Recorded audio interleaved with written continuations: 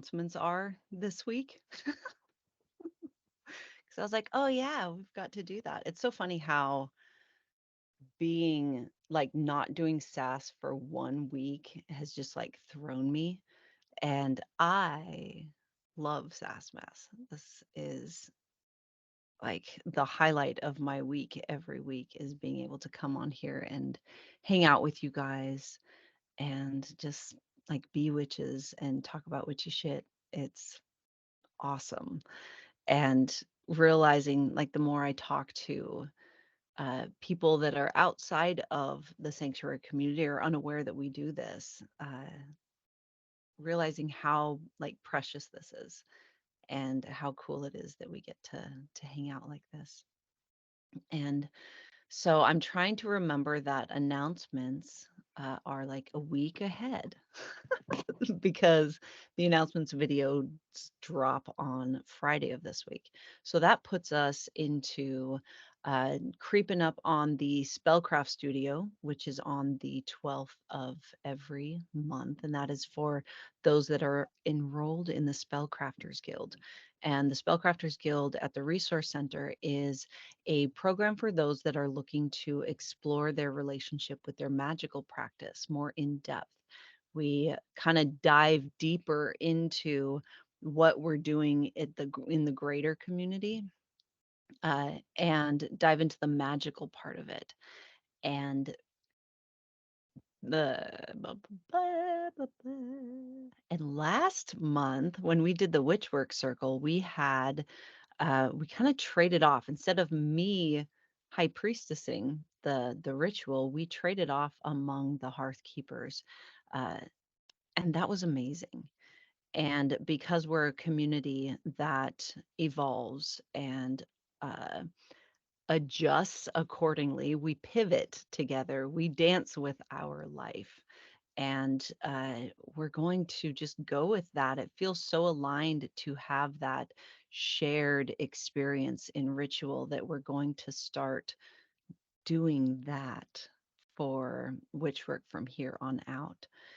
When we were in Salem last week, it made me, the universe made it abundantly clear, not just from the what I experienced and what we experienced in Salem, but also what we experienced as a community leading up to Salem. And the decision to retire the role of high priestess within Bright and Dark. And from here on out, we do this together. We don't need someone guiding us in that way anymore. And having that, like, one person kind of calling the shots does not, I don't feel that it works for a community of our size, right? There's just too many uh, things to stay on top of. There's too many things to consider.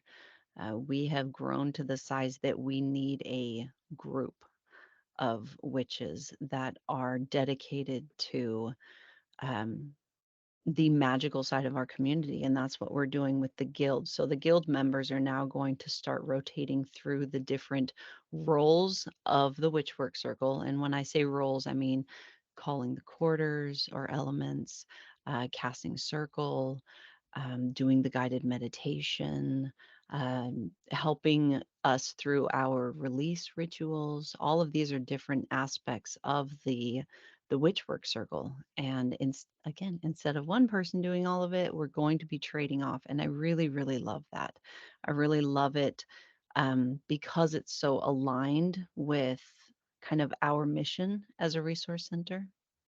But it's also makes so much sense with the guild and what the witches in the guild are trying to do and what we're trying to do with that. So, big thank you to the hearth keepers from that stepped up to the plate, kind of on the fly last week and helped with that. It was really incredible. Um, so yeah, the guild, and we also have On the 15th, we have the new berm orientation for anyone that is brand new to the Foundations program at the Resource Center. And that's just an opportunity for us to kind of meet with those that are new in a smaller kind of forum and to get to know them and who they are. And it's conversational and casual as we always do. And then on the 16th, we have our showing up workshop. And last month's showing up workshop was canceled because of my personal catalyst. And so we're going to be doing the connection based parenting workshop on the 16th, which is funny because Maria was like, "Hey, do you think you're going to have time to do a makeup workshop or should we just roll it over?" And I was like, "I'm sure I'll have time." Maria knows better, and I am learning to just like stop resisting and be like, "Yes, Maria, you're right." So, if you have any questions about that, or if you, I think we only had a couple of tickets sold to that workshop, but that rolls over. And anyone else that is interested in learning about connection-based parenting and our relationship with our parenting and how parenting can actually deepen this practice that we're doing. And when I say parenting, that is very loose. I mean that as anyone who has an influence on the next generation. It doesn't necessarily mean that you have to have offspring of your own, right? Um, Anyone that is working with the next generation. Did I get the announcements, guys? Did I do all of them? Maria, just kidding. I think that that's it. We're doing a lot of really intense meetings between the at the with the support team and the hearth keepers and those that are dedicated to kind of the back end of the resource center. We're going to be making a lot of changes. We're going to be pivoting so that we are even more in alignment with our mission, which is to make what we do here at the resource center accessible to any witch that is wanting to devote themselves to doing this work. And that's going to take a lot of shifting and a lot of changes in the way that the business is structured. And it's going to take lots of conversations, and we'll keep everyone in the loop as far as what is being decided and the conversations that are being had about that. But we will let everyone know as that rolls out. And again, if you have any questions at any time, you can just reach out to support at brightanddark.org, and we're happy to let you guys know all of the stuff. And I think that's it. I think those are all of the announcements. And for this week, we do have Sacred Space within the Hearths this week, and that is on the 7th. The 7th of April is our Sacred Space meetings within our Hearths. And I'm just so excited about all of this, all of the things. And as you can tell, I am still working on um, bringing my system into alignment. I got bitch slapped by my lived experience. And it's amazing how when we don't pay attention to something for a long period of time, how it gets really, really, really, really bad. And we don't realize how bad it is until like we have some contrast. And like I had no idea how much I was running my body into the ground. And how like dire my situation was until I actually started doing the things and listening to my body and getting things checked out.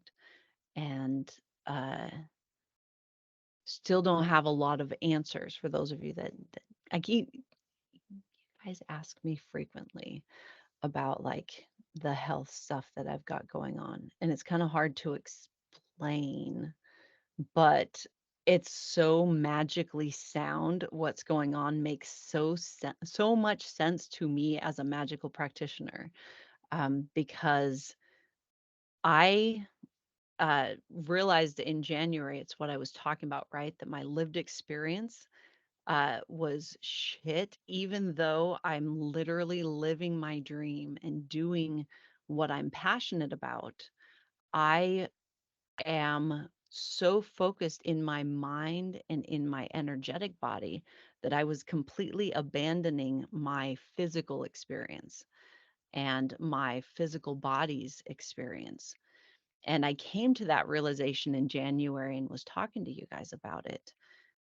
But I didn't realize how deep that actually went. And I pushed my body to the point where like my mitochondria are affected and breaking down. Like I literally have no energy in my body, because I was putting so much energy to these other parts of my system for so long. And f- your relationship with your body is so freaking important. And that's being drilled into my every minute of every day at this point, which I find like that like a tragic cosmic comedy about it, because we're moving into April, which is where we as a community start to look at our relationship with our physical body. And that is literally what I'm doing 24 hours a day right now. And so, because again, my guides like to, have me be super vulnerable in really public ways. I get to kind of take you guys on that with me as much as possible. And damn, guys, I'm learning so much.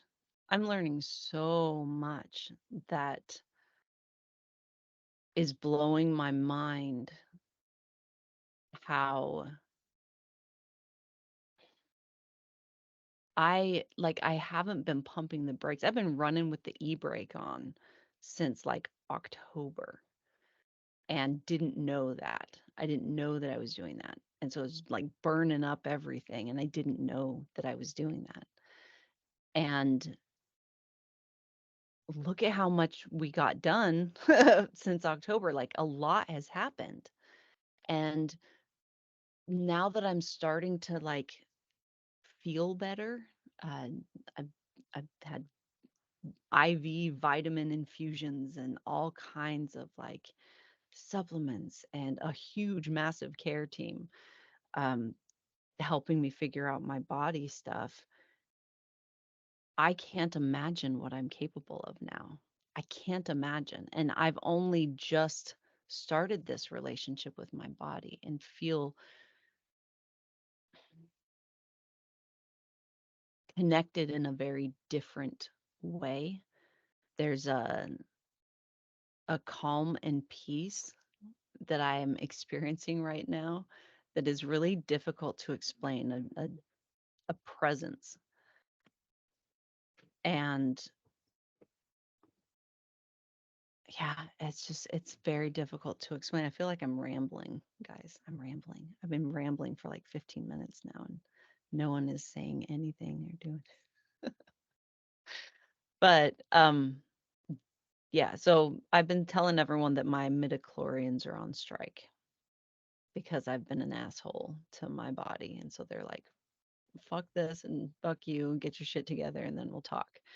And so uh that's very much what is going on. So I'm intentionally not channeling as much as I usually do and am trying to stay as like present as I can. And the other really funny thing, and there's a lot of medical people in here, which God, it makes me giggle every time I think about that.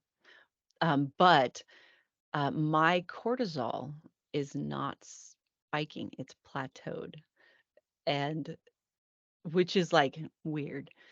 And the physical experience of that is this like peace like you would not believe.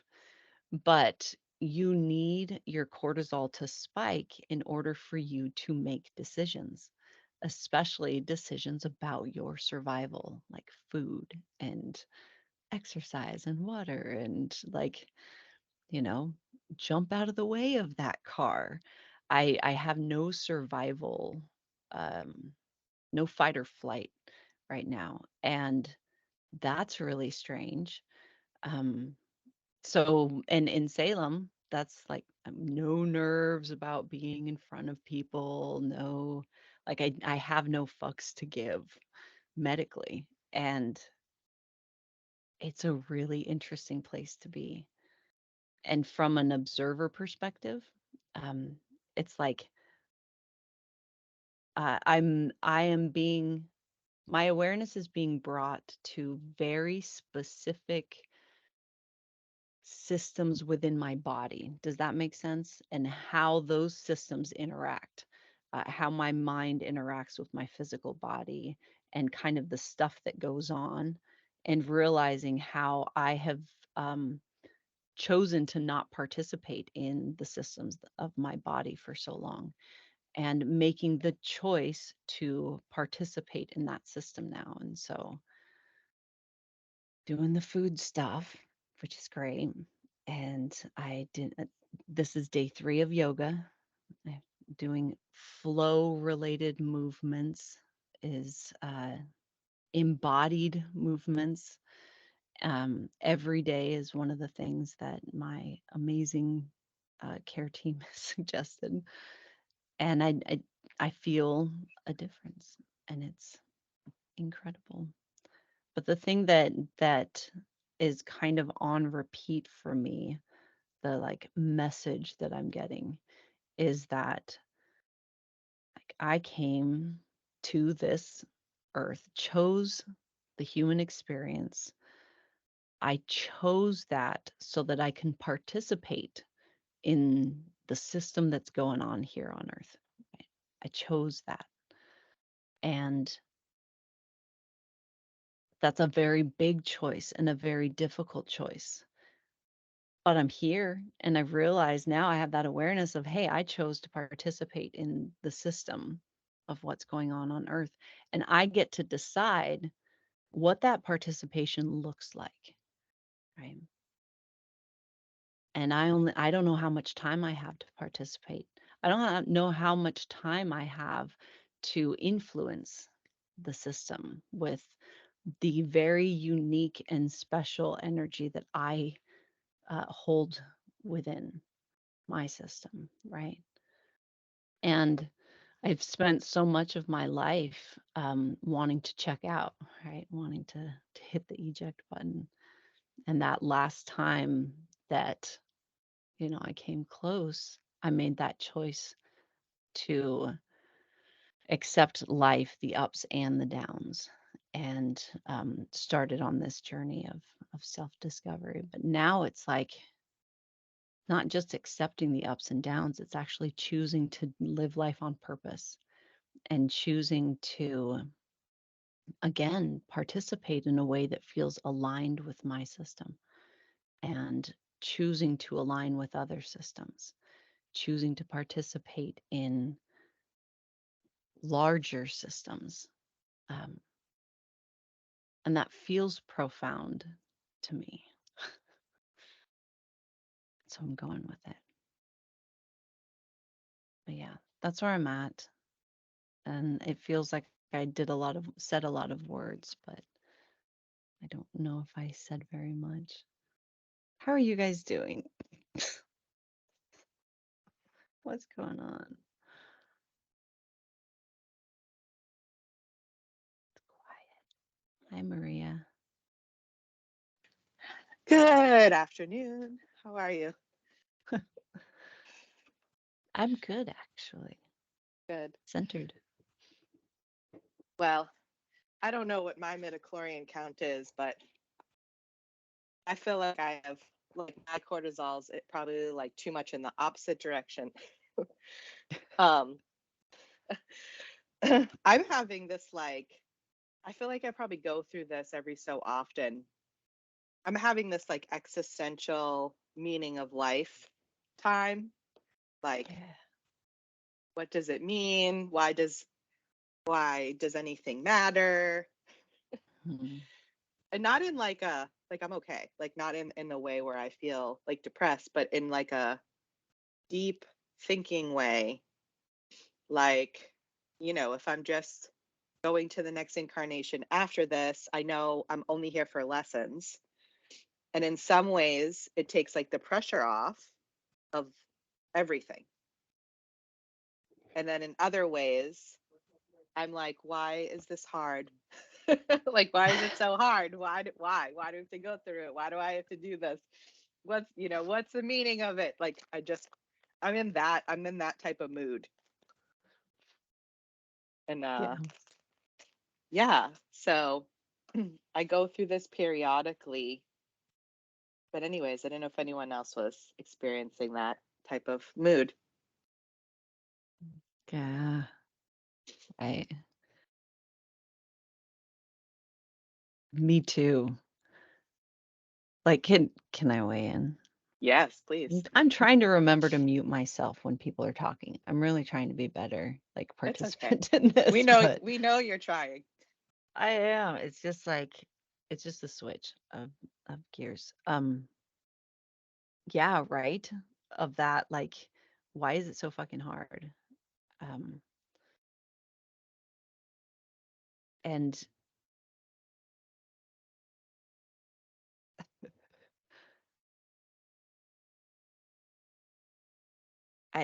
weigh in, and then like it went to 10 different possible like ways of talking about this. Um, for me, it's like the things that I'm finding are hard, or what I consider hard or difficult or challenging. Those are the places that I'm in resistance to what's actually like unfolding. And I'm realizing that it's difficult because I'm in resistance in some way. And learning how to actually allow and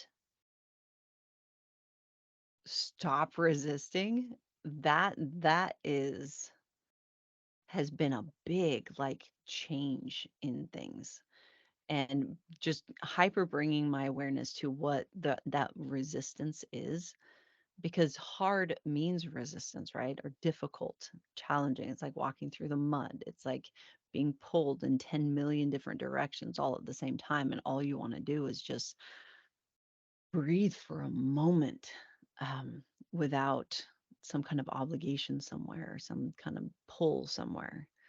And it's funny, I just did a video yesterday about like that feeling. Is that kind of what you're feeling too? Of that, like, wow, everything is so demanding everywhere, and I just can't find center. And why am I doing this in the first place? What's the fucking point? Yeah, like for me it presents as anxiety, and my anxiety presents with intrusive thoughts that just keep replaying, replaying, replaying.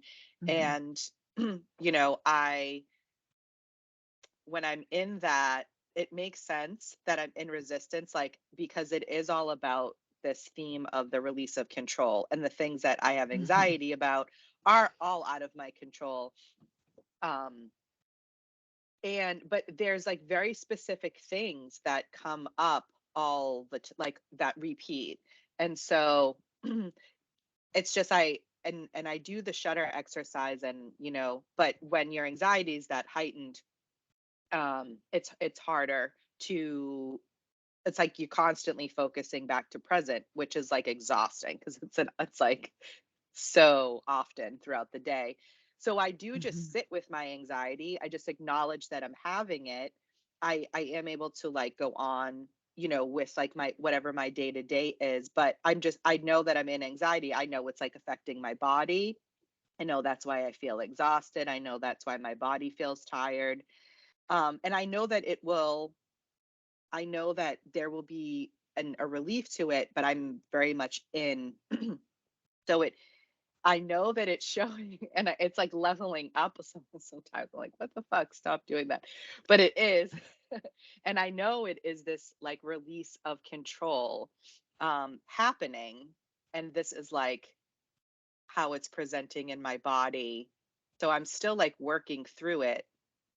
It makes a lot of sense that I'm in resistance to it because controlling things was my biggest protector through my whole entire 42 years. And it's Mhm. only been like 2 years since I've been really working, like realizing and working on it. So yeah, it's going to be a big thing. And also though, like, like I'm also having these lovely dreams, these wonderful dreams and getting all this information. And I'm like, wow, like I'm a badass, like awesome, you know, soul. But yet right now it's like it's hard. And then like, Mhm. yeah, just like and then just having these feelings of like, why? What is the purpose? What can't some can someone just tell me a little bit? Like make me remember a little bit so I can just have like, you know? But anyways, but I'm here for it. Like I'm here to like experience it. I'm grateful for the support of the community. And when I said, "Has anyone else experienced it?" that I saw like all your hands in your heart. So that's also like awesome. And I'm excited to hear other people's experiences too. Yeah.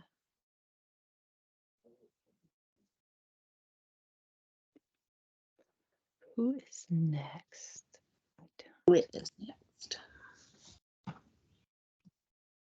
Well, ask and you shall receive, Maria.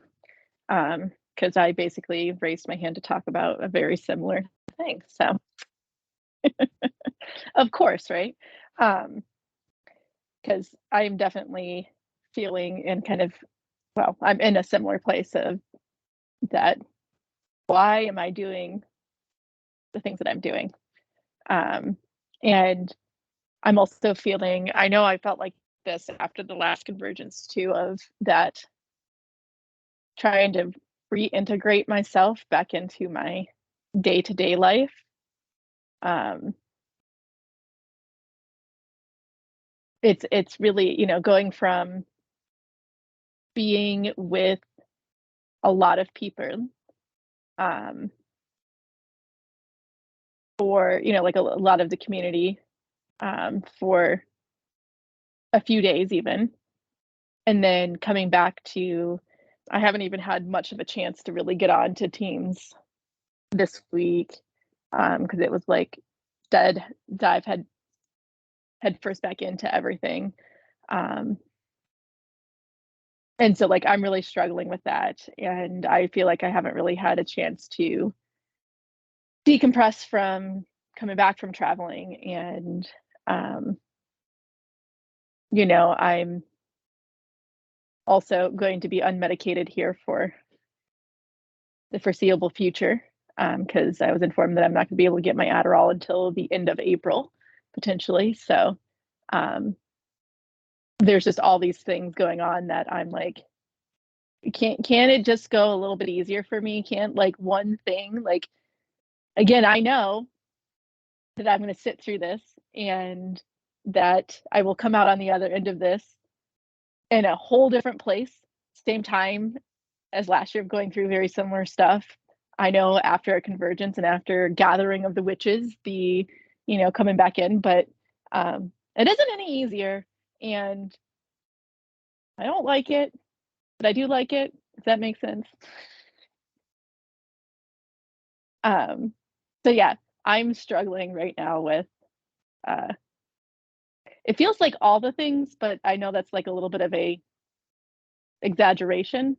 Um, but Jen, when you said like feeling like there's demand coming from all over the place and obligations, and I just feel like everybody's needing me and everything needs me in a different way, or um, there's an expectation that either I've put on myself or others have put on me that I'm struggling to meet right now. Um, like that's a big piece of it there. When you said that, I was like, oh, that is a big, huge chunk of that right there. So yeah, that was me rambling now. Of here's where I'm at. So I don't know if there's a whole lot of stuff. Mainly I think what I'm asking for is like if people have room to hold space for me, or feedback, I'll take feedback too, or any thoughts or anything like that. I would appreciate it.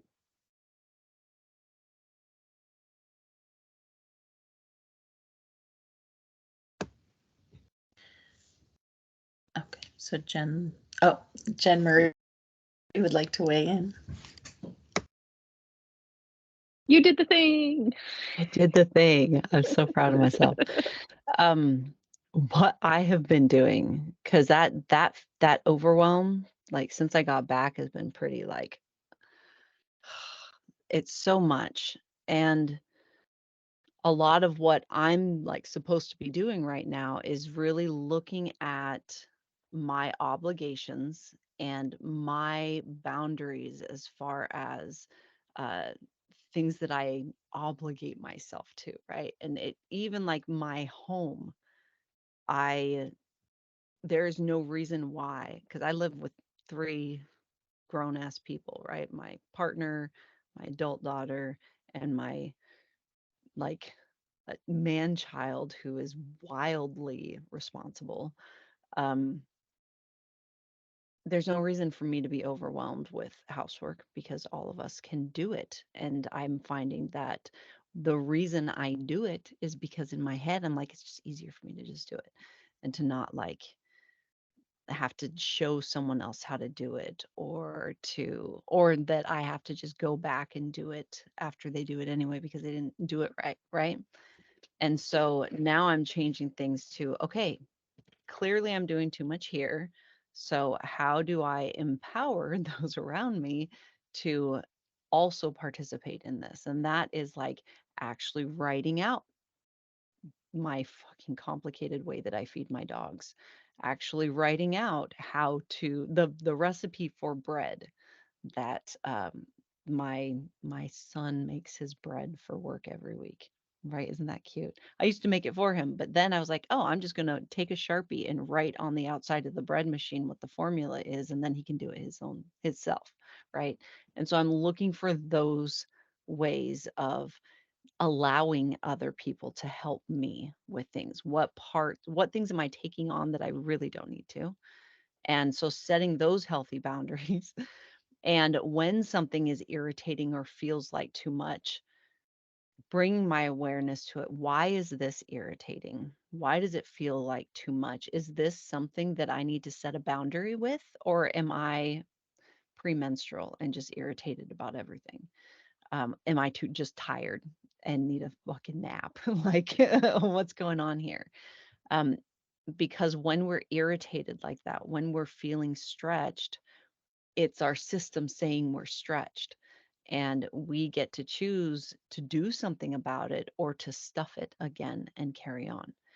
And this time of year for me is every year in March, I March to April, last couple weeks of March, and then into April, just before my birthday, is the same theme of completely overwhelmed, doing way too much, and needing to just have a break and figure out what I want to be when I grow up. That happens every single year around this time.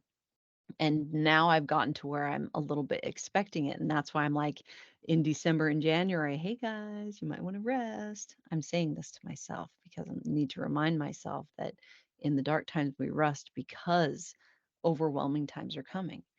And these are those times. And one thing that I have started doing, and I did a video on it yesterday, I don't think I posted it, is I've started putting a pin in moments, right? So when I'm feeling overwhelmed like that, like really caught up in life because there's so much going on with life, I take that deep breath. And then on the exhale, it's like I put a pin in this moment. I am right here, right now. And this is where I am. I'm not all over here. I'm not the expectations that are upon me. I'm not my obligations. I'm not my responsibilities. I am in this moment right here. And I just try to find that moment, if that makes any sense, just being present and then going back into it. And there's something about that of just being present for that moment. I'm not processing emotions. I'm not doing anything. I'm just releasing and being and then going back into it. Uh, that's been really helpful for me. And it just is a breath. It's not anything. It's just breathing on purpose, right? Um, and then keeping track of those. All right, I'm feeling overwhelmed right here. What can how do I need to communicate better, and what boundaries do I need to set for myself? But I don't know if you find that helpful. Like, do with it what you will. I feel like that is actually very helpful because, like, it's a reminder of just being is important too, and not having to do something with those feelings sometimes of, oh, I need to release this. Oh, I need to do this. Oh, I need to do that. Oh, I need to, sit here and think about them and be, like, process them. It's just like that acknowledgement of that. It's a good reminder that I've heard multiple times, but I'm gonna still need to hear it multiple times. The other thing too that was making me think about of, like, I, you know, what I keep coming back to is I've got too much on my plate. I've got too many things that, because, my first initial thought there was like, well, when do I have time to figure these things out? I think that's the problem, is that I've made it so that I don't have time to do these kind of things. And I have a hard time releasing some of those things to allow myself to have those times for a variety of different reasons. All of them socially conditioned reasons, of course. As I always say, my social conditioning showing. So thank you. There's two very big points there that helped me clarify.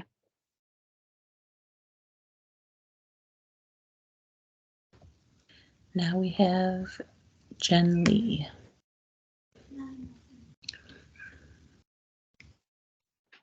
Hey, so I'm kind of in the same boat as everybody else, I guess. My surgery is tomorrow, and the kids are really nervous about my surgery. I was fine until the kids told me last night they were really worried. I was like, oh man. So now I'm worried, which that helped. So I feel like, I don't know. I feel like I've been living in fight or flight for so long. I don't know how to not do it. So these last 7 weeks that I haven't worked and I've been trying to rest and trying not to fall down and kill myself and trying not to, cause the kids more stress and all that kind of stuff. And, trying to work with my practice and breathe through everything and find where I need to be. And there's so much stuff. Brain is full of so much stuff. I'm just trying to file it. My filing cabinet seems full, and I don't know what to do with the files that are piled on my desk. It's the only way I know how to explain it. Last night I finished what I was doing on my altar, and I sat down on the bed, and I lost it. I just broke down. I didn't have enough in me to even change into pajamas. I was just like, I am so done with the entire universe. I don't even know what to do. I don't know how to act, react, or anything. I'm so exhausted from all the stuff that's packed into my head. And I feel like I work myself up to go to Salem and have that release with everybody and, have that experience, and then I didn't get to go, and so that was like a huge letdown. So then I didn't even do the online thing because I was like, it'll just make me mad if I do it. So I didn't do anything. I just pouted, which I'm sure that helped too. And then surgery and yeah, life in general. And I'm getting ready to move, and we don't know where we're gonna live. Right now, it looks like I'm gonna stay on my mother-in-law's couch. Um, and the kids are gonna stay next door with their great uncle. Yeah, that's kind of where I'm at. I don't know what anything is anymore.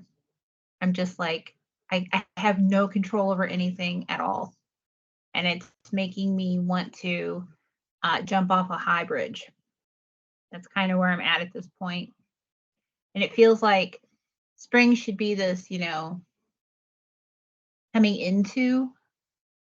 And I feel like I'm waiting for things to line up and they're just all jumbled. So that's kind of where I'm at. My brain is too stuffed full of things and I can't sort them out to sit with them and figure them out.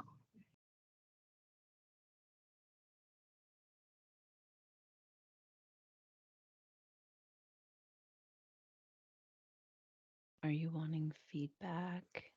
Yes, please. Okay. Right. I feel like I'm lost. Like I'm fumbling around in the forest looking for any kind of path and there's nothing. There's just nothing. Or there's too many. I don't know. Yeah. What's interesting is as you're explaining this, hold on. Hey, Rufio, buddy, can you get off of that? Thank you.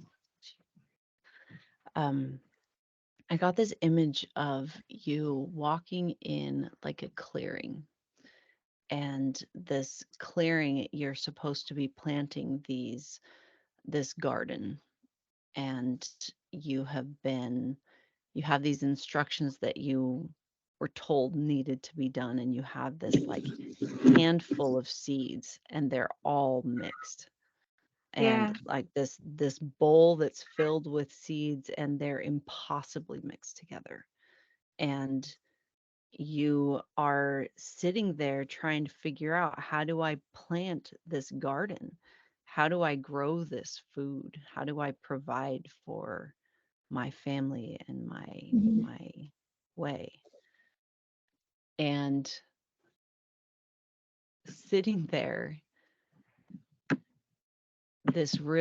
you having this realization that all you need to do is throw the seeds.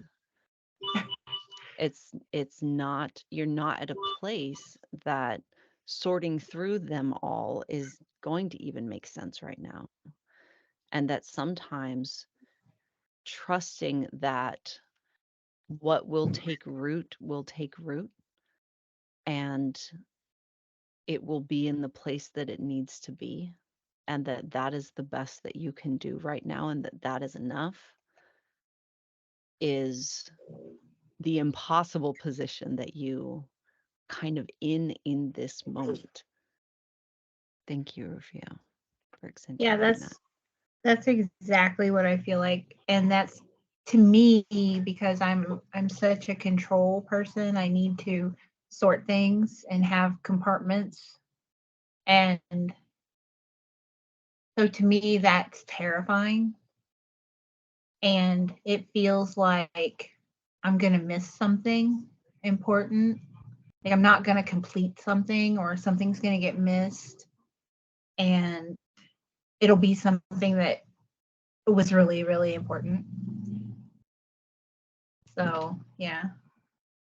Right, right. And so you're in this position to where it's that internal trust fall that I've been talking about. That's so Mhm. freaking Mhm. frustrating when we have to do that, of learning how to trust that your guides, nothing's going to get through that is not meant for you in some way. And if your attention needed to be somewhere, your guides are going to show you that.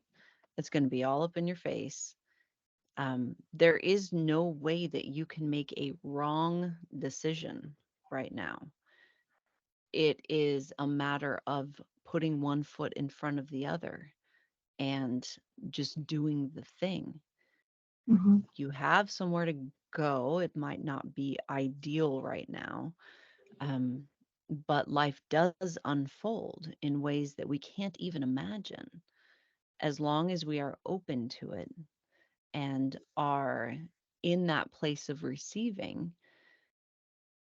that's where we need to be sometimes. And the time for, you know, problem solving and figuring things out will come, and you'll know when that is because you'll have more data to work with. But if you don't have enough data, you're just spinning your wheels and you're Mhm. making up stories, right? Yeah, And absolutely. Yeah.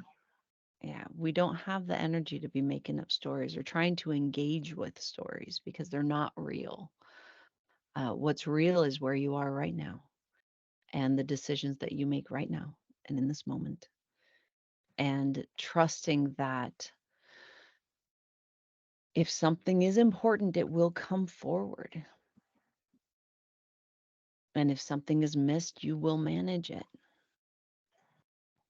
Mhm. And you're not alone. You are supported.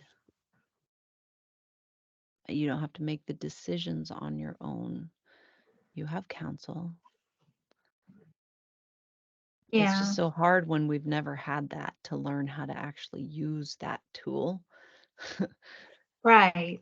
right? That's Because a lot of yeah. times we're like, I'm coming back again. I'm sorry to be such a pain in the ass, but Yeah, I have another exactly. problem. Yeah, no, like none of us would be frustrated with sitting with you and helping you figure out things. Like life Yeah. is complicated.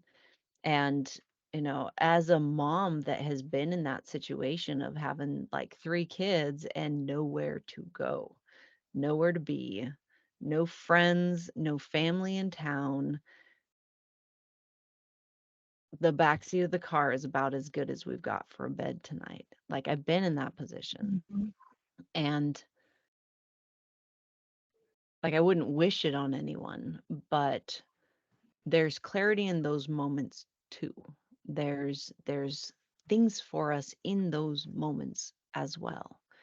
And even if it is just that practice of putting a pin in the moment and just doing your best, you're like, okay, we can read stories by the car light tonight, and because this is the best that we've got, but we're together and we're safe, and that's all that we need. Mhm. And I got to have lots of those moments as a child. Sorry, Mom, for bringing it up, but and my mom was really good at doing that of, yes, we may be sleeping in our car tonight, or but hey, there's the hobbits are up to some pretty cool shit. You want to hear about it? And reading to us, because as kids it wasn't we didn't know the shoulds. Your kids don't know the shoulds. They don't know what things should be or what they should look like. They know that they're there with their mom and their mom is spending time with them. And that's all that matters. Yeah. Right. I sometimes I just like my parents, I had like that I had that on the outside it looked like Leave It to Beaver. My mom had a business in her basement and she was home almost all the time. And if she wasn't home, I was with her. If I wasn't in school, I was hanging drapes with her, or I was measuring windows with her, or whatever.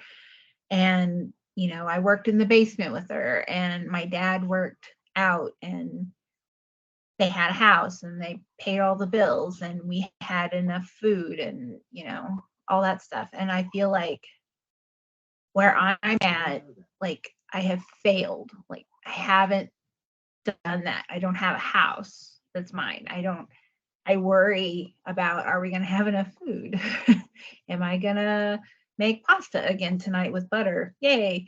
All that kind of stuff.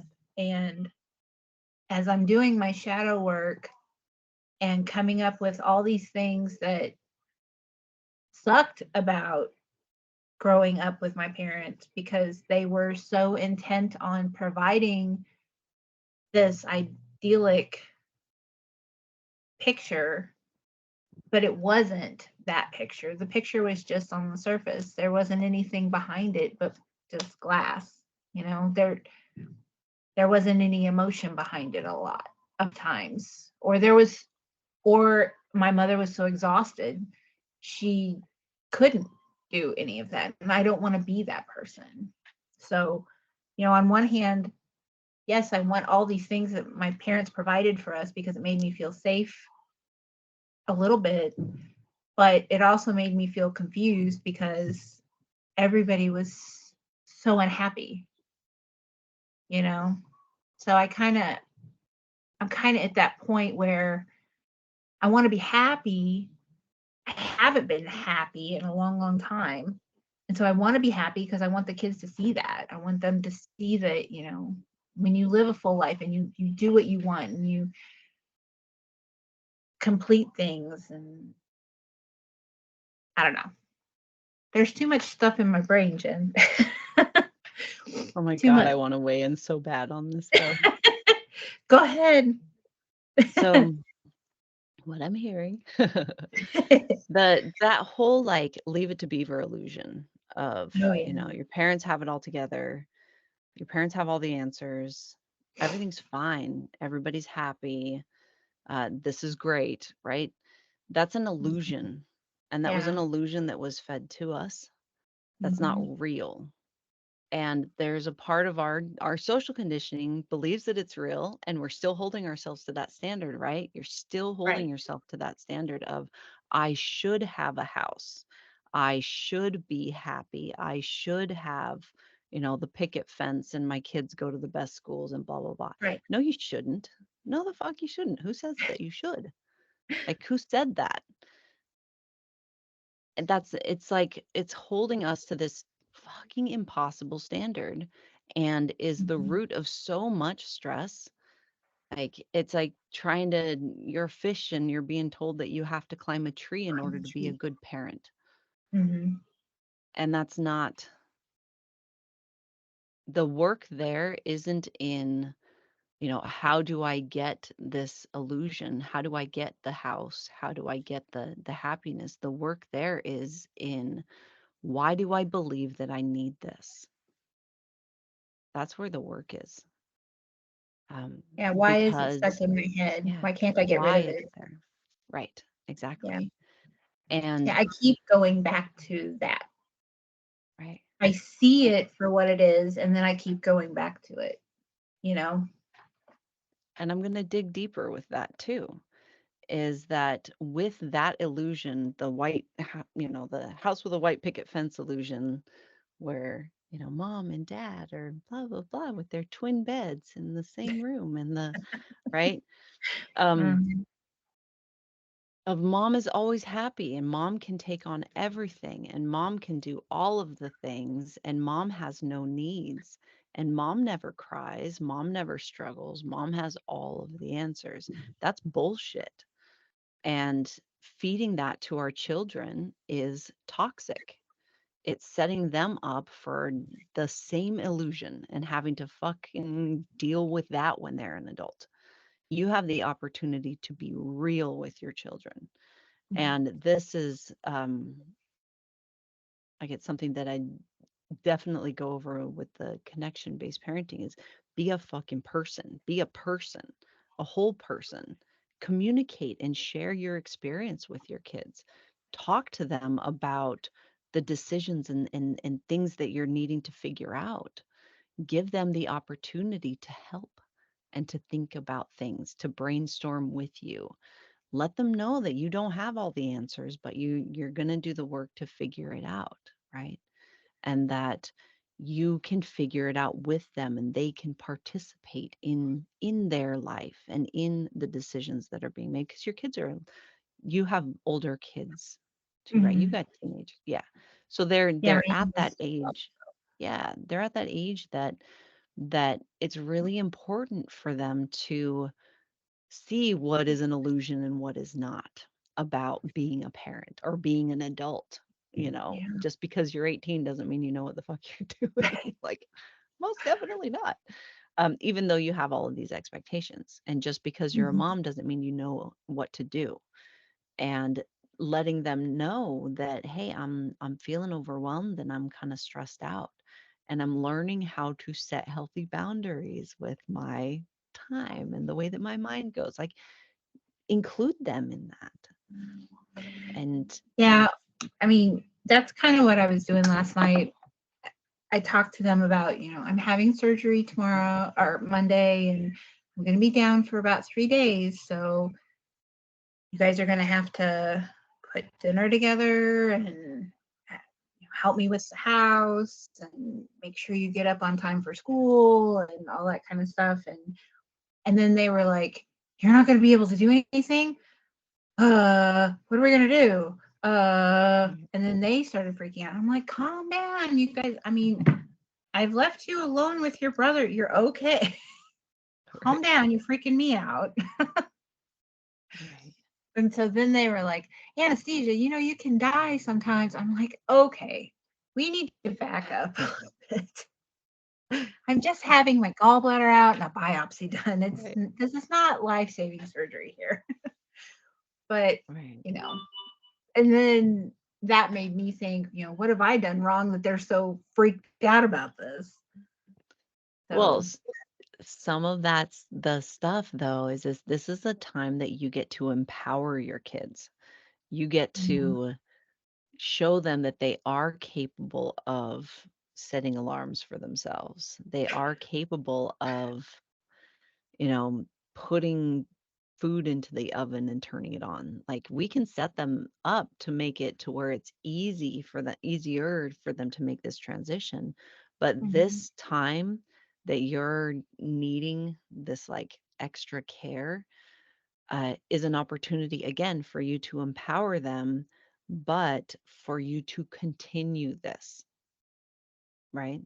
So this mhm, isn't a one special time of mom needs some extra care. This is a, hey, mom is taking on way too much in general. And look at what you're capable of doing. So, yeah, I mean, and yeah, they're usually not super excited about needing to take on more responsibilities, but it's good for them. It's good for you. Um, it's healthy boundaries with our kids too, yeah, right? yeah. Um, Boundaries are probably my biggest downfall. Um, and they always have been because I wasn't raised where my mother had any. right. So, moms don't have any boundaries. We do all of it. We just get Mm, through it and do it all. And so just setting boundaries with friends and acquaintances has been a struggle. So setting right. boundaries with the kids has been nearly impossible. But like my oldest is 18 and we're going to leave and he's going to stay here. And that boundary where he's like, "Well, who's going to pay my rent and who's going to do this?" I'm like, you are. That's why you have a job. Why you're going to do this and this. And we've, sat down and we've worked up a plan. And he's, "Well, if I spend my money, can you like fix it?" No, I can't. Mhm. So, I mean, I'm trying, but yeah, there's so much in my brain that I just, like you, I just do it and be done with it and get it out of there. Right, So it's one less thing. right. But yeah, I know I need to Little give steps. them that power. Right. It's just really hard. It is. It's that giving up control. Mhm. It's the I don't want to that see that them fail either. Yeah, but is it failing? No, I mean, I don't want them to feel like they're failing. Because I You don't felt get like to that most of my childhood, like I was a failure. we don't get to control our children's feelings and what I they do. know.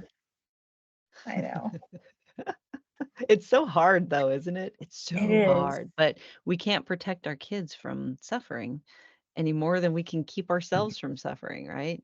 Like Right. we can't do that. And if we are doing that, we're telling them that uncomfortable things are bad, that they Mhm. need to be avoided. And we're setting up that relationship with difficult or challenges that, oh my God, this is terrible. And my life Mhm. is falling apart because I'm having a difficult time. Instead of where we can be like, wow, I'm having a difficult time. What is this telling me about my lived experience and how can I improve my relationship with this? Right.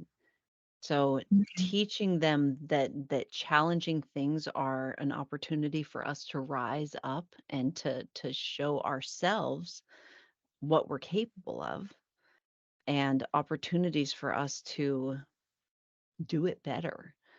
Um, that it that makes a big difference, that perspective shift about difficult things. Yeah, And they're young, their brains are still super squishy, so they they don't are. have the shoulds as deeply embedded as we do. They Mhm. pick up on this really quickly. I saw that I Petra hope so. wanted to weigh in. Are you open to Petra weighing in Yeah, as well? absolutely. Hello. Um, First of all, I just wanted to say I'm feeling a little under the weather, so I will try to stay on task, but my brain is like, I don't know what's going. I think it might just be allergies, like the snow started melting here and whatnot, but my voice is all weird and like been having stuffiness and I'm like achy typey stuff. What is happening? Um, but so I just wanted to give that context of like, if I meander, feel free to be like, hey, bring me back. I just I wanted to reflect on things that I heard when you were talking, and is it Jen Lee? Is that how I say? Okay, perfect. I was just like, I don't know if that's like your first name and the bit of your last name, or like what that is. And I'm because my parents gave me a complex around names. Honestly, they're like, your name is Petra. It's nothing else. Blah, blah, blah. And It's so, my first name and my middle name, Jen Lee. oh, perfect, lovely. I love that. Um, what I wanted to reflect I guess the most recent one was the piece where you said it sounds like something from your childhood, something that was traumatic, traumatic. I don't use narrative in a demeaning sense, but like a traumatic story of being a failure. And I wanted to just, with the most compassion and validation that that experience is very difficult for a child to go through and often is related to not being allowed to make mistakes and also not seeing our parents make mistakes and rebound. Right. So, falling on our asses is a part of being human. It's like comes with the territory. And I always go back to like neurological development, and it helps me really it really helps me be like, okay, like it takes us like a full, usually like 9 to 12 months to even figure out the whole walking thing. Right. And that's a huge part of being a person. And we're not even very good at it for a really long time, even at that point in time. And I'm 50 and I keep falling, so I understand. Yeah. exactly, yeah, and like shit happens. And so I just wanted to say that, oh, this feels love and lighty. Sorry, I'm gonna say this, but just say it with saying it with the caveat of like, there's a little bit of like, bleh, on like, I'm like, oh, I hate saying it this way, but I don't have a better way to say it because my brain is really like fuzzy. Is that like your struggles and your quote unquote failures or times when shit doesn't work out for you is actually an opportunity to demonstrate to your children about lessons around resilience and around fortitude and around like, yeah, I'm in the dust, but fuck it, I'm gonna get up again. And that's really important stuff, like really important stuff. I come from a family of kind of quitters. And I swung the pendulum the other way so dangerously that I like didn't listen to my body when it was trying to be like, hey girlie, sit the fuck down. So what I want to say is that my parents' mistakes were really like dramatic, and it was like I was expected to carry a lot of the emotional load and all of these things, but I never really got to understand like that was normal. Like that, not that it's carrying the emotional load, but the making a mistake was normal, and that like failure was a normal part of life. And so when I would make mistakes as an adult, I would be like, I would keep blaring through because I was just like, if I just keep running, nothing can catch me.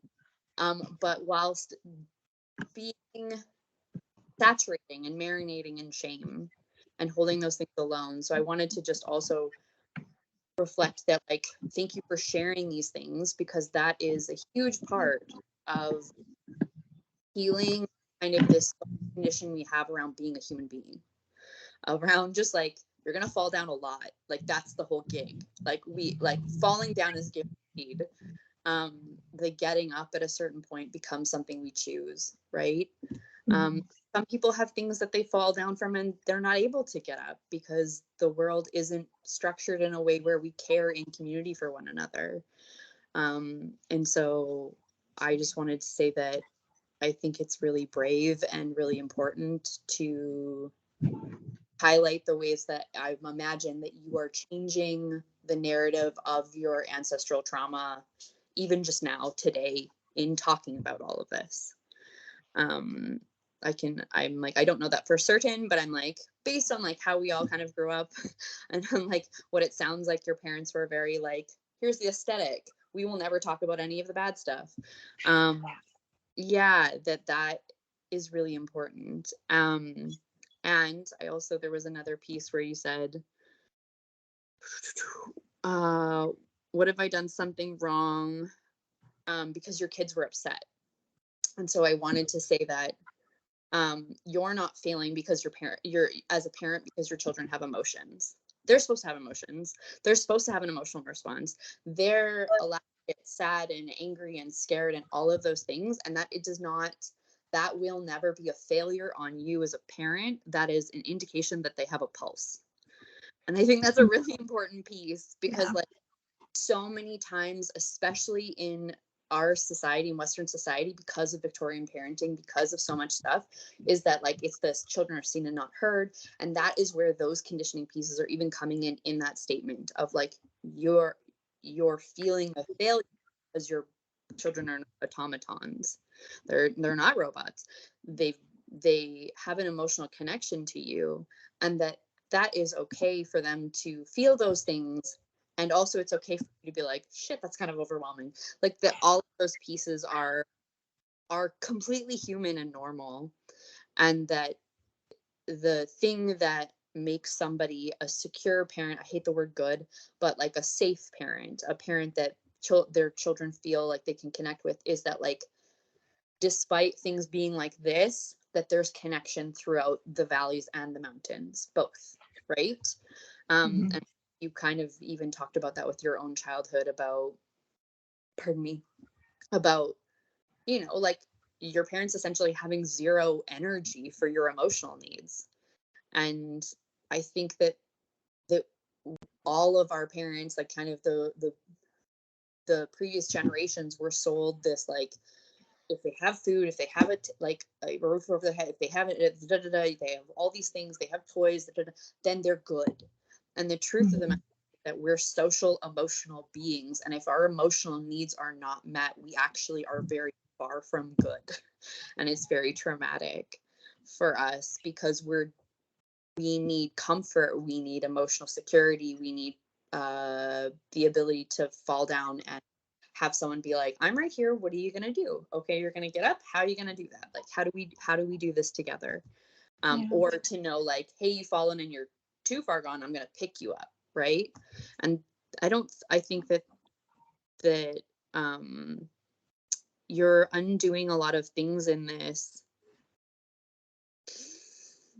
and those connections to your kids in a boundaried fashion, right? Like not where you like give further than you actually have capacity, but you give and then let them also rise to the occasion are really important. And the research and the literature would support that about, you know, attachment parenting and things like that. It's not just about like being all that your kids need, never having anything. It's about like maintaining connection throughout these boundary negotiations, maintaining like, Mhm. yeah, I still love you. I'm not going to save your ass all the time, but I will sit with you and help you make a plan when you if you overspend your bills. That doesn't mean I'm going to pay for stuff. It means I'm going to be like, okay, how do you budget? Like, how do we do these things, or Mhm. whatever the case may be. And so I just wanted to highlight those things. And I'm going to pop some things in the chat because my brain is kind of be getting fuzzy again.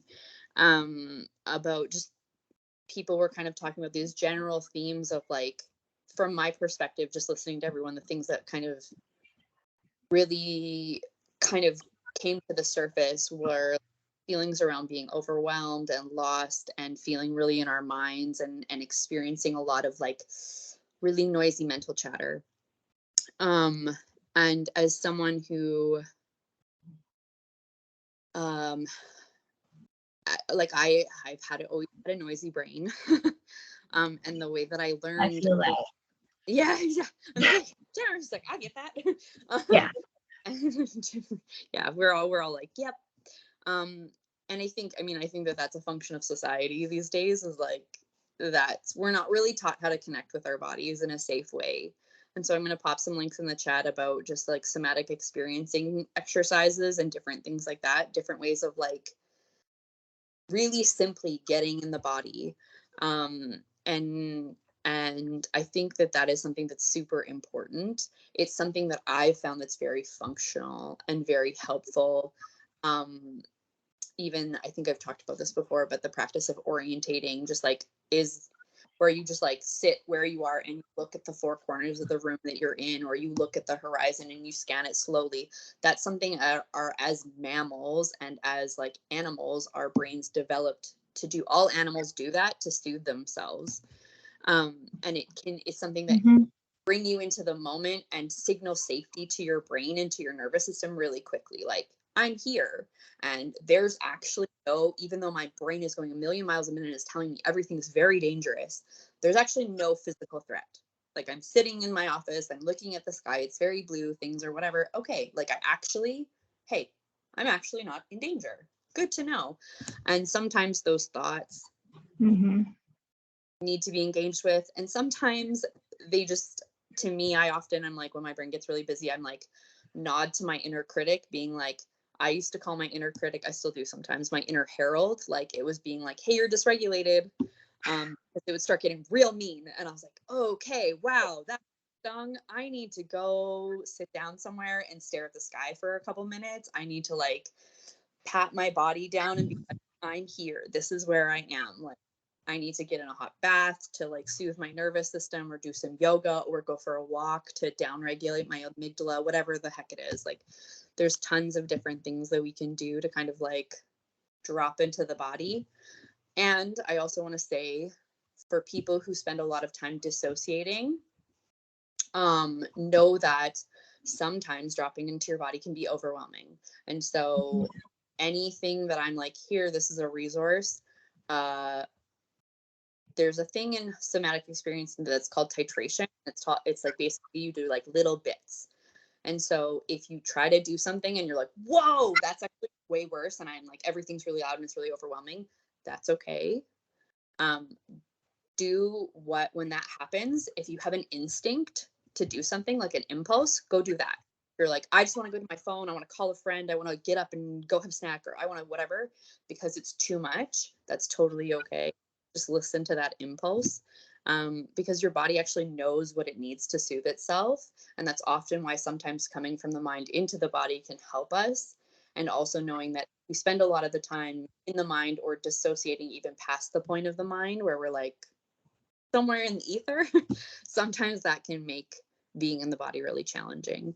It's one of the reasons why, like, when I do energy work or I do anything where I'm like really meditative, I go do something super grounding afterwards, including like drinking hot tea or having a snack, like doing meat suit stuff, going pee.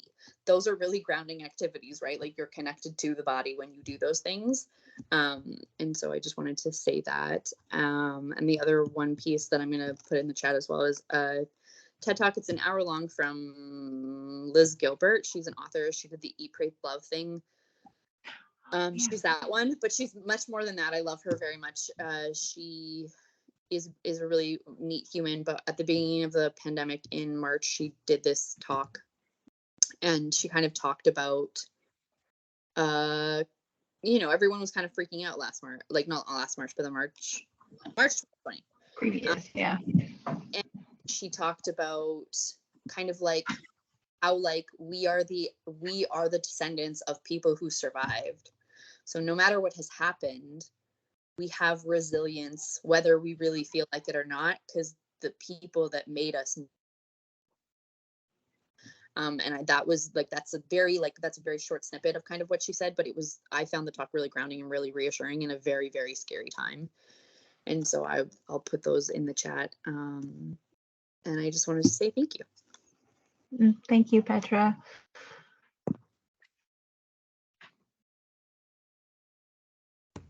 And then Maria had her hand raised to weigh in. Hi, is it okay if I weigh in, Penny? Absolutely.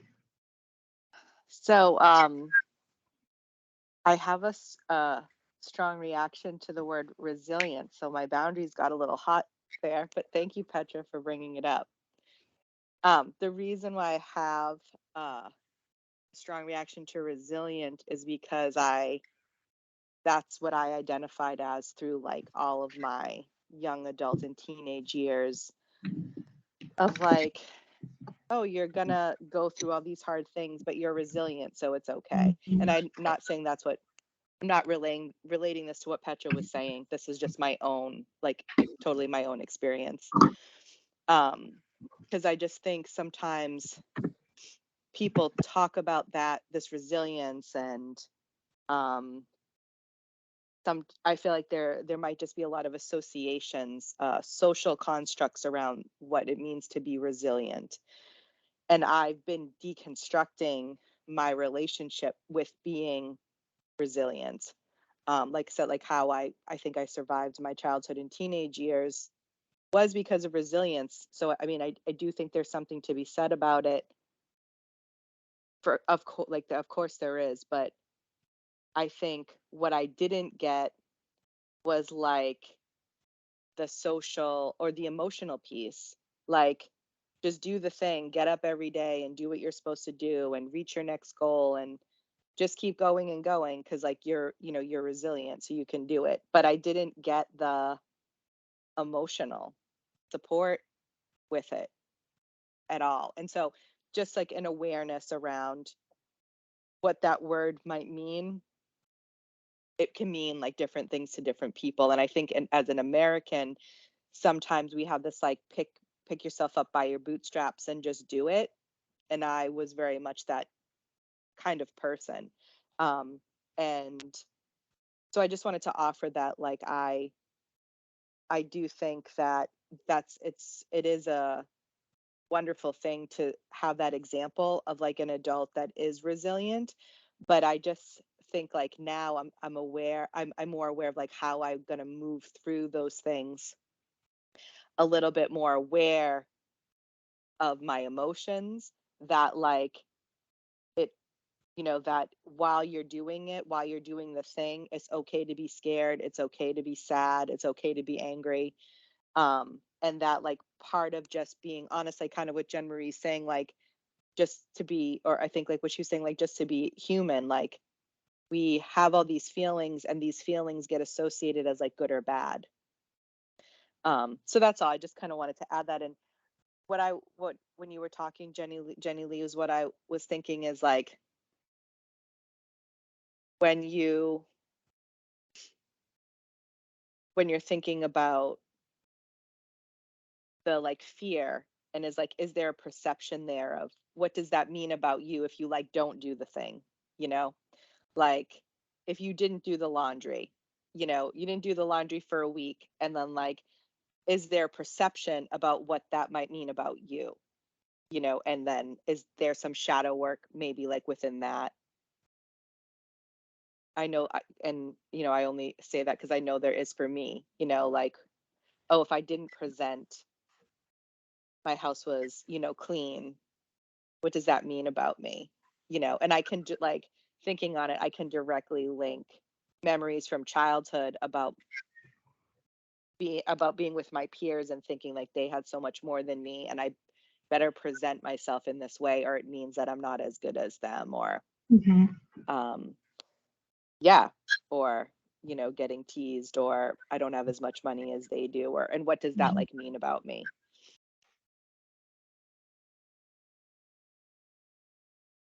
Mine was always like body dysmorphia because I'm tall and I was always heavy, but I was always active. So I cheerleaded and I swam and I did volleyball and I did all the things. But when you're bigger, I got left behind a lot, Mhm. you know. So I've been kind of dealing with a lot of that because now that we're older, everybody has changed body shapes, and we just had our 30th class reunion and everybody looks a lot different, So I've been dealing with a lot of like body issues. And the surgery is going to change some of that stuff too. So, and with the kids, I have to change the way I cook, and they're like, oh, you can't cook this anymore. We like that, and that kind of thing. And, it's just, Yeah. my mom, I remember my mom didn't like apples in general, but she made fried apples and stewed apples because my dad liked them. And she was great at it. She never tasted them, never once. And I thought to myself, why would you make something that you hate? And she'd always say, well, your daddy likes it and you girls like them. So I just make them for you. And to me, that was like a true expression of love, was doing something you hated for the people that you loved. And so I've always done that. And it feels like that pulls, that like eats at you. You do so much stuff that you hate for the people that you love that it just eats away at you. So that's part of my boundary issue, where do you set those so that you're still giving enough, but you're not giving too much? And, people say well, after Davy died, you're just so resilient. Yeah, I kind of, that word to me is kind of triggering as well. And, Petra, it's the only word you can use. Right. So I get that. But yeah, I agree. It's one of those words where it goes, eh. And then I get it, but it's like immediately. But sometimes I feel like I come on here and all I do is complain, but it's a safe place, so I feel like it's okay. I mean, I feel like you're like you're working through it, and like you show up to work through it, and we're like, yeah, we're here for it. And sometimes there's just a lot to work through. And so, you come back, and I think it's amazing to come back and keep doing the work. Um, and also like when you said about like your practice, and, to me, again, like there's lots of things about witchcraft that I love, like, the aesthetic and the lighting of, all of the things that the external things, but like your practice to me is like what you're doing. Yeah. You're like showing up and you're like doing the work every day. And so like you're actively engaging in your practice every day. There's not like external tools or, you know, doing your meditative practice or even showing up for a meeting, like just being in the moment and working through what you're working through every day, it to me is awesome. Thank you. I don't feel awesome most of the time. I feel like I'm floundering, but I appreciate it. I'm trying to absorb those and not push compliments away because I'm really bad at pushing that away. And I'm trying to learn to absorb those if they come from people that I trust. So thank you. Yes, we love you.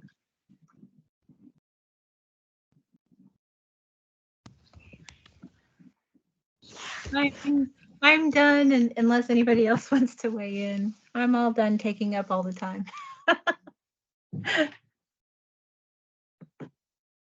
So I seen Mel in the comments had a weigh-in as well. Yeah, again on the resistance because it also pinged me. And what I wanted to say kept morphing as the conversation get along. And what it settled on was that showing up is resilience.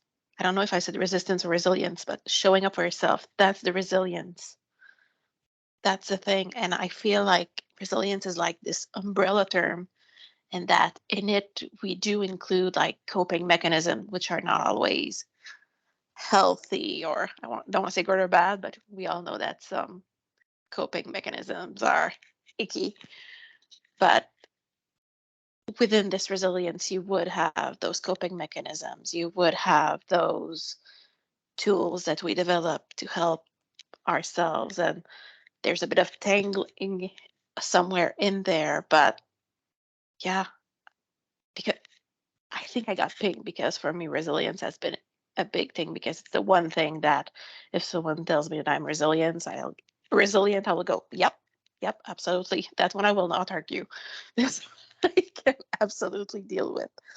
But yeah, I think it's showing up. And I think I needed to say it for myself also. But yeah, just showing up for ourselves, I think that might be a word that is less triggering than resilience. That might be similar. I think that's all I had to say. Thank you for listening to this TED Talk. Thank you, Mel. I just wanted to say something real quick too before we move on. I know you said that like you didn't. Sorry for taking up time. Jemery said in the chat you're allowed to take up space, and I also wanted to bring awareness that there's several people who have gotten a lot out of this conversation. So when you bring your vulnerability, you're allowing that conversation to open up, and more than there's a lot of people who've benefited from this conversation. So we thank you for bringing this to the table so that we could all talk about it. And then so next we have Kat, who's been so patient. Hi.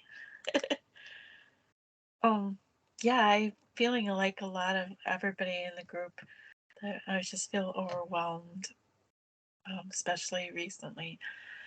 I just have a lot going on at home.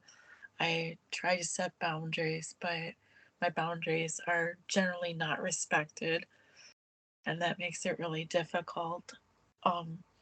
My whole family is neurodivergent, and when we're all feeling overwhelmed, it can get to be really a lot to deal with.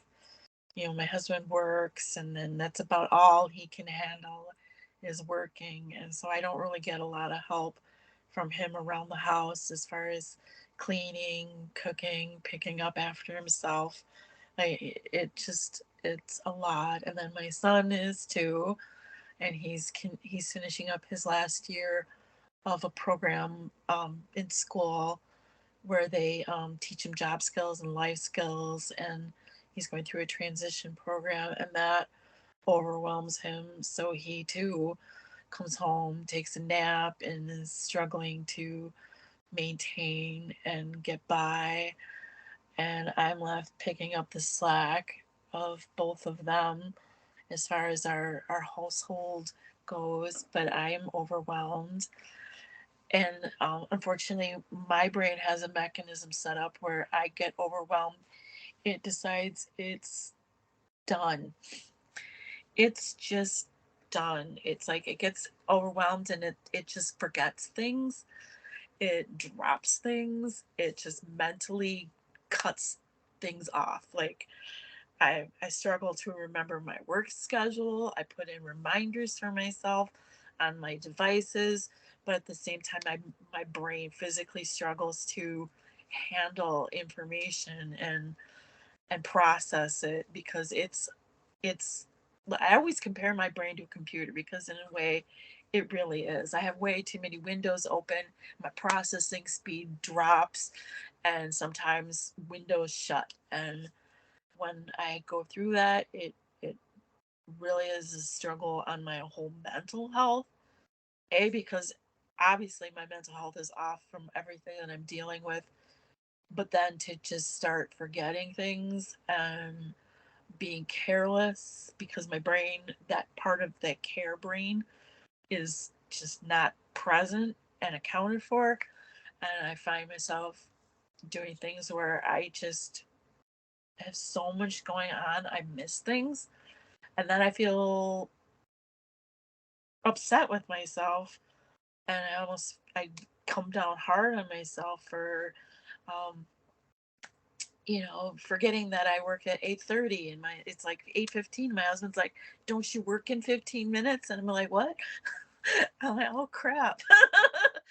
Yeah, I do. And my brain just didn't get it. It didn't know how to handle that because of everything else that I'm handling, and it's a real struggle. And I don't have friends at the moment to just sit down and have coffee with and say, "Hey, this is what I'm going through," and talk about it and laugh about it and maybe come up with some ideas. So I just am really, really overwhelmed right now.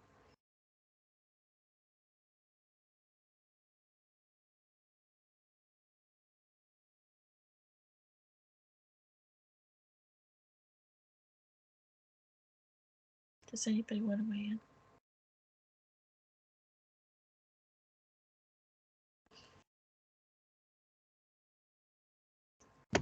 Wit is the first way.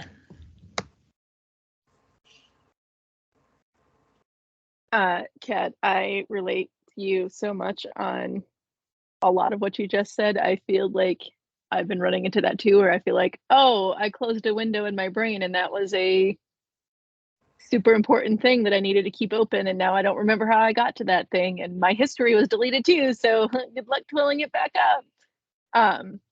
So I just wanted to say that I totally can relate to you. And I'm sure a lot of us can, on kind of that feeling with when your brain gets overloaded. It's just like, ugh. Um, the the thing that I kind of got pinged there for, um, kind of what you're talking about too, is I felt that way too, of like with the home and the um feeling like you're dropping the ball on things. And I've been thinking about that a lot lately too, because like our apartment's a mess and we don't have enough space for our things, and just we're both, me and my husband are both neurodivergent, and we struggle with remembering to do things and all of that kind of stuff. But one thing, so I've been trying to really kind of work through like my social conditioning around chores, and like, why do things need to be done, and why do they need to be done that way? I was even just thinking this morning, and I almost was like, oh, I need to post this in there just to like get confirmation of this. Is like, do I really need to wash my towels separate than the rest of my clothes? Like, is that something that I have to do? Or is that something, can I just throw them all in together and then I don't have to worry about remembering to do the load of towels and, on hot water, and then we forget to turn off the hot water, and then it gets, the clothes get shrunk and, and so on and so forth. So I don't know if that resonates at all with you, but of like just really looking at and um, like, do I have like this home is a mess, but does that really matter? Like, what is that actually doing? And feeling like, yeah, I feel overwhelmed by it, but why do I feel overwhelmed by it? Is it really that it's overwhelming me, or is it because I do not feel that I am? Do I feel like I'm failing because I don't have a squeaky clean house that if somebody, dropped in and it was, you could eat off the floor or something like that, like, um, I don't care what my friend's house looks like. I don't care what anybody's house looks like when I go there, but I hold myself to a different standard. Um, so yeah, so just something that I wanted to put out there too of like something that might be helpful is, and I am more than happy to also talk, like I'll put it out there of like, Kat, I'm happy to talk about it with you too, of like, let's sit down and have coffee, two birds, one stone here. Let's have coffee. And then let's talk about chores. Cause I need that help too of being like, why the fuck are we doing it this way? Is there an actual reason for it besides that's what society is expecting from us? When So I say it's overwhelming, I mean it literally is on the verge of being hoarding. Like I can't move around, and the clutter itself is what gets to me. Okay, yeah, yeah, it's kind of like that. Yeah, yeah, like that. yeah. So it's mentally overwhelming because it's just like all right there. It's not like, oh, like when I go over to my sister's house and she's apologizing for her mess and there's like a dish out of place. I'm like, Yeah. Well, then you run into those people and you're like, oh, come on. But, I think, and this is where like my special interest comes in. And that's why I get like, it's like, then can we figure out, like, can you figure out, not we, can you figure out a way to do just something small to make it less overwhelming? But it's something that, it's a little thing that you can do that doesn't take up a lot of energy. And then you're not feeling like you're not tripping over everything. I don't know how many stub toes we have and how many swear words like because we can't walk through our house. So just something to put out there and think about. And I'm more than happy to chitty chat about it. It is my special interest of figuring out how to change things in your environment and little pieces to uh, help neurodivergent brains uh, function better in their environment. So, or have actually, let me rephrase that because I'm trying to get better at this. Help neurodivergence environments fit them better is what it actually is. So, thank you. Jen Marie. Oh my God. Okay. Lower my hand. Um, Man, I relate so much to this in so many ways. Like literally the reason that the cue that got me to start looking into my relationship with my body was my memory issues. Like it got to where I couldn't even remember, like I started losing track of my phone more than usual and losing track of my water bottle more than usual and just feeling mentally completely overstimulated. And I know now that that's my body's way of saying, "Hey, slow the fuck down and start looking at where you are extended because you're not going to get your whole brain back until you start looking at these things." Right? My body does that. It's like a my brain function is a carrot that my system uses because I lean so heavily on my brain functioning.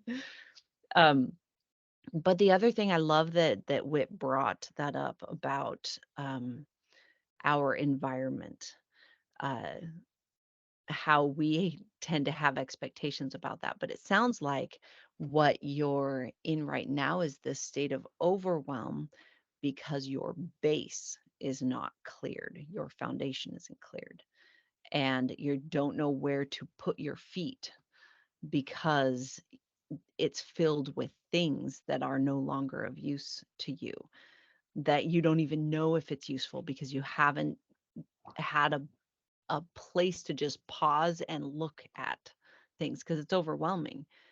Um, I am a huge advocate for body doubling. For I'm the type of neurodivergent that needs someone there with me to do things. I literally cannot function in isolation or solitude because of that. Um, and it was something that the community I used to run in would kind of gently tease me about because I'd throw a party for anything. Let's do, I don't know, like the possibilities are endless. If I had a task that I needed to do, I was going to throw a party about it and we're all going to be doing it together. And we have a community that we're able to do those kinds of things. We can have a Marie Kondo party where each of us get to choose a closet or a space that we are going to spend a couple hours together and start feeling through what we're keeping and what we are releasing.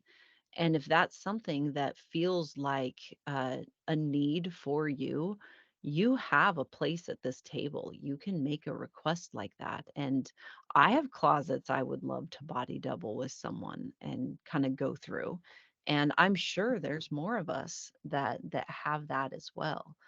Um, like we have the cafe. We could hang out in the Witchy Way Cafe at blah blah blah blah time and all of us do this body doubling, cleaning things out. It helps having other people there with you. It doesn't feel so overwhelming. We could grab champagne. I'm not a drinker, but we could make a night of it and like, all right, let's, you know, do all of the things. I'm saying that having a community tool is not something that most of us are used to having and used to knowing like what we can do. The power that we have as a community is different. And you're right that we need to be able to have coffee or tea with friends in the morning and like set our day and be able to share our experiences and get feedback and get perspective and all though that's really important.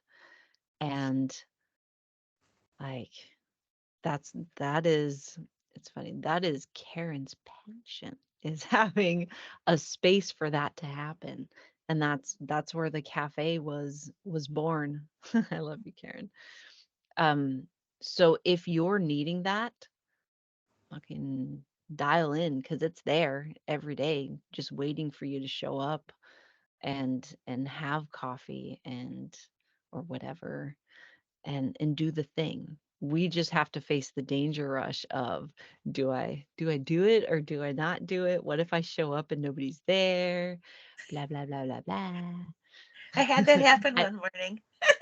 know. Yeah, Showed right. up I've and had she had that left the happen too. room. But you wait for like 5 minutes and someone shows up. Like it happens. Um, so there's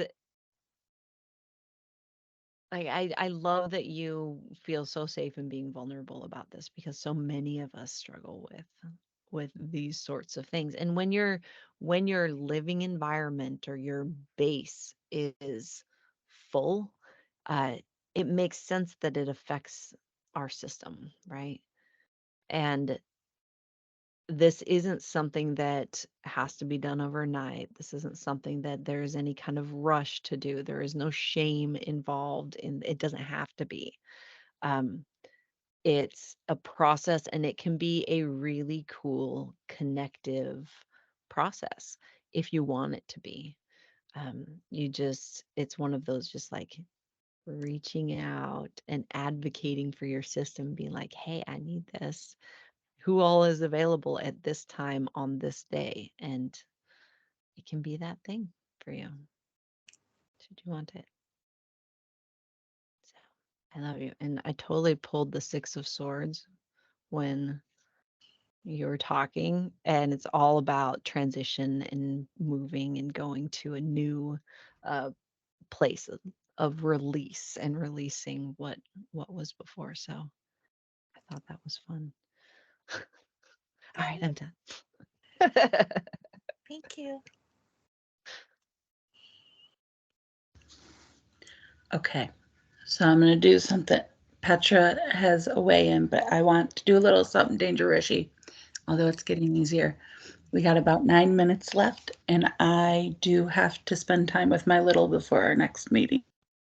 And so I just wanted to put that gentle reminder out there. But Petra, go ahead.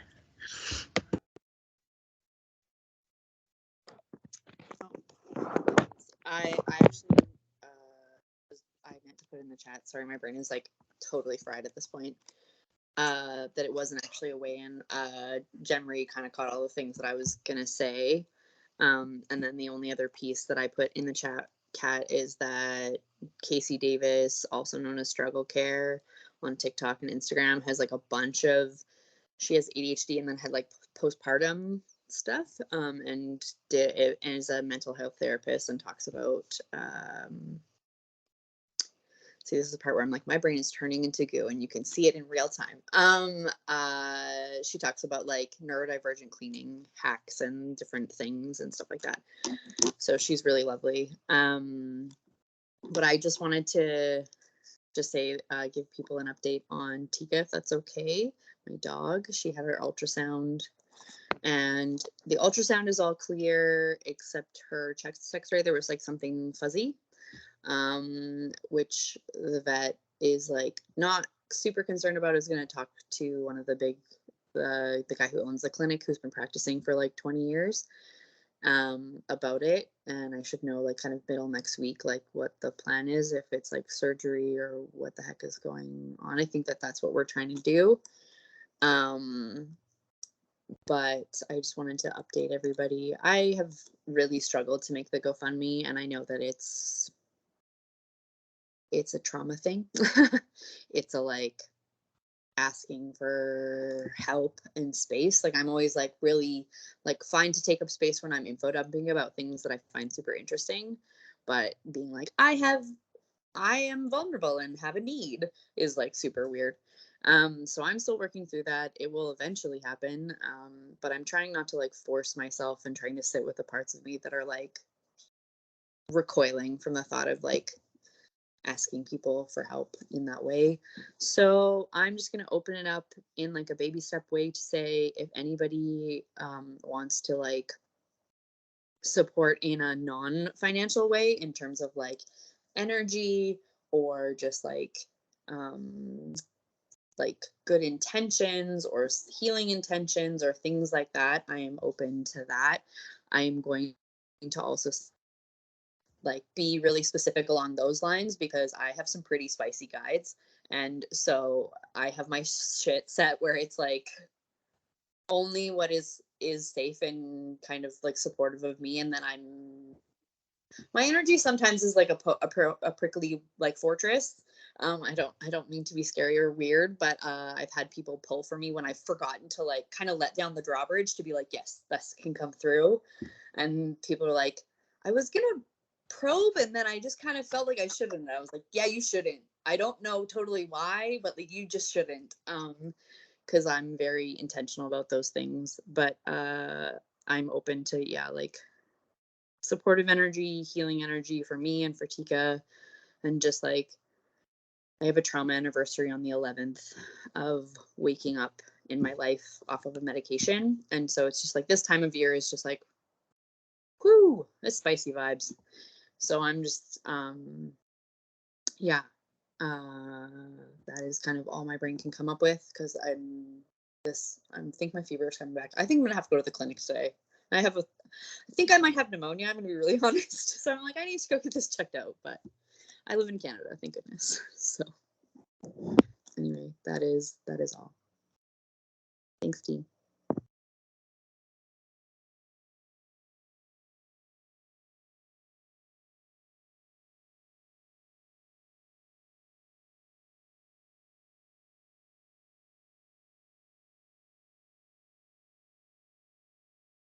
I got booted from the meeting, like right when you started talking, Petra, and came in back in just like I lost internet access completely. Um, But I came back in on that you're needing us to hold space for you, Mm, and that you're coming up on an anniversary, trauma, a trauma-versary. true. Yeah, basically just open to healing and supportive vibes for my dog and for me. Mhm. Um, a caveat with my energy can be a little prickly if you kind of get spicy with like what I haven't allowed. So just to be like, we're not like warning, but also like discernment, like, I, that piece. And then trauma anniversary, I woke up in my life off of a dissociative medication in 2021, Yeah. April 11th. And this time last year I had COVID at that time. So, um and then it just was very different. I feel very differently, like it's a positive thing, but it's also this like um my body has been really braced. I've been working, like when everyone's talking about overwhelm, I'm like, yeah, my body's like ready to fight a tiger every morning. And the closer I get to it, that's more, and I'm like dealing with lots of muscular tension and whatnot. And so that's just kind of been tough, but things with Tika are pretty good. There's some sketchy stuff on her x-ray. Other than that, and my vet isn't super concerned, but she's gonna figure it out with another more senior vet. What else? My brain is a little bit addled. And I think that that's kind of where I'm at. I'm dealing with a lot of fear, and that's the Yeah. bracing and all of that kind of stuff. And I have support from like a therapist and some a nervous system course that I am an alumni of.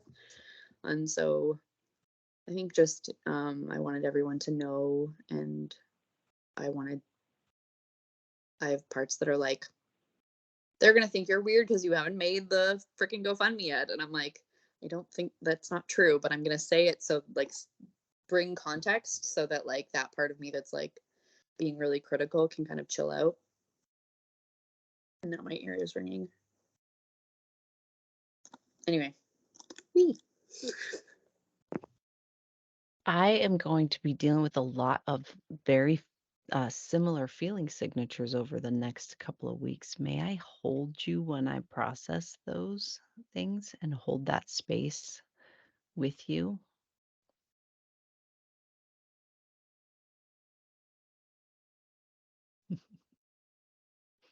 Like, what is this There you button? are. It didn't want to like unmute. I was like, um can you tell me a bit more of like maybe what that like looks like, or what that constitutes? Absolutely. I'm like, I had the instinct to say yes, but then I had a part be like, what does that mean? And I was like, okay. Ooh. See, I love this so much, Petra. This is what informed consent is.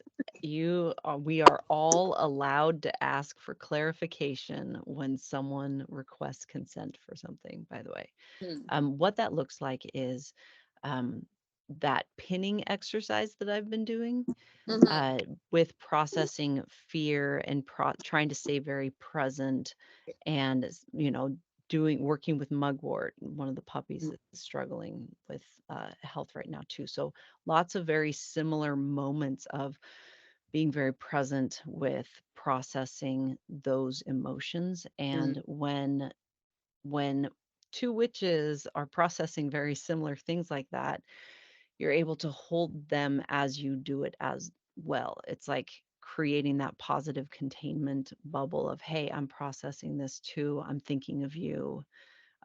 We can process this together. Mm. Yeah, I just asked my body and it said yes. So that's when I'm like, my brain is like, I don't know. I'm like, because literally, like, I have a fever right now. And so my Right. brain is like, Right. I was like, I always just like drop into my body, kind of like in my, from Reiki, it's called a Tandan. It's like your energy, like the center of where your energy is held in your body in terms of your Hara line. Anyway, which is the like line that all your chakras run up and down. But I was like, I just kind of drop into that space, and it was like, yep, And I use my body like a pendulum, like yes is forward and no is back. And then if I don't move, it's like maybe, and then I have to kind of keep asking questions. So yeah, that feels okay. Thank you for asking. And thank you for clarifying. Absolutely. Thank you, everyone, for coming to S.A.S. today. I missed you guys last week. This definitely felt the not having S.A.S. last week. So I'm really glad that we get to come back together. Thank you, Madonna, for modding for us today and giving us this time to connect. I love you guys so much. May your practice be expansive and filled with many blessings, bright and dark. My God.